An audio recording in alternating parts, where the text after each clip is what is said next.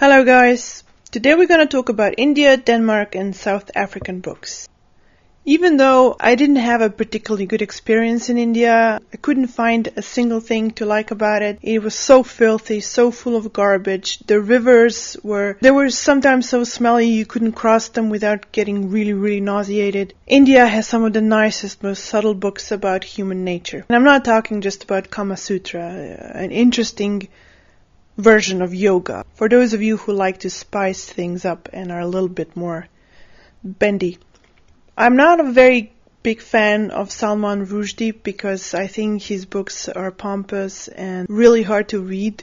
I really braved into them, but never really got anywhere with them. It's a polarizing opinion. I think personally that he's more famous than he's actually deserving.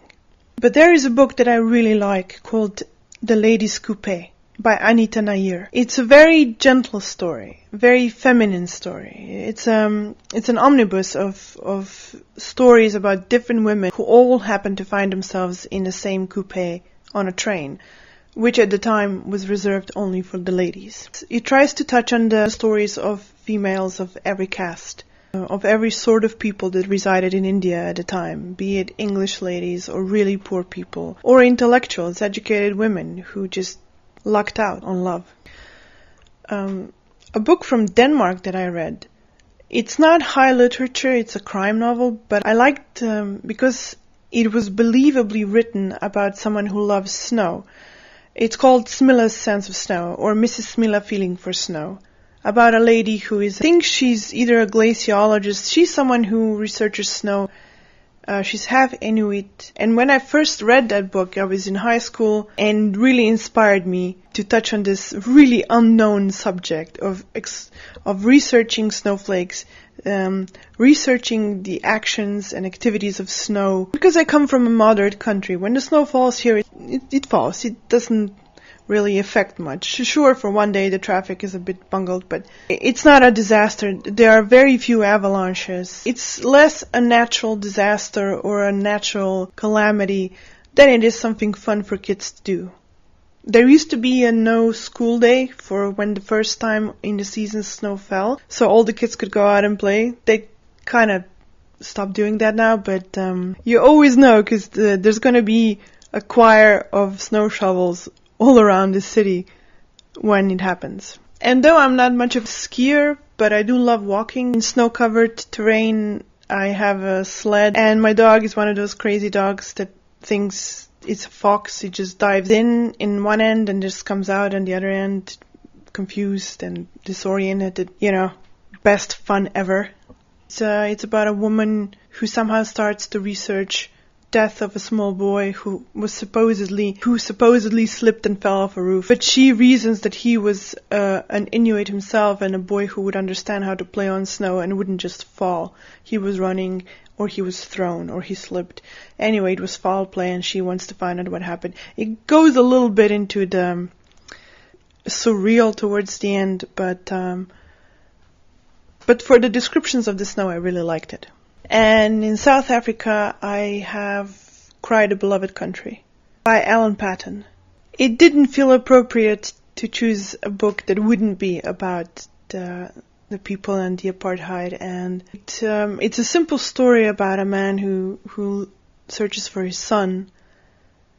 It's a very intimate story about real people. He is asked to come for Joanna, as it's called by the locals, by a fellow minister who says he needs help with his sister, who is